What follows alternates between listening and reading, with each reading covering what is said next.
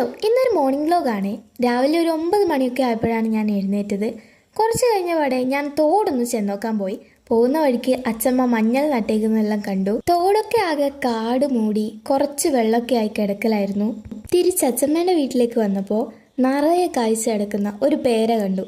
പിന്നെ അതിൻ്റെ കുറേ വീഡിയോ എടുക്കലായി. കൊക്കയൊന്നും ഉപയോഗിക്കാതെ കൈകൊണ്ട് പറിക്കാൻ പറ്റുന്ന അത്രയും താഴെയാണ് പേരക്കയൊക്കെ ഉള്ളത്. പക്ഷെ ഒന്നും പഴുക്കാത്തതുകൊണ്ട് ഞാനത് പറിച്ചില്ല.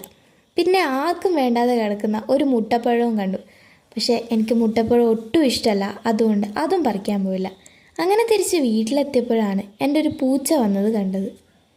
അതിൻ്റെ കുറേ വീഡിയോസ് എടുക്കാൻ ട്രൈ ചെയ്തെങ്കിലും ഞാൻ ഫോൺ എടുത്ത് ഇറങ്ങുമ്പോൾ തന്നെ അത് ക്യാമറയ്ക്ക് വന്ന് കുത്താൻ തുടങ്ങി.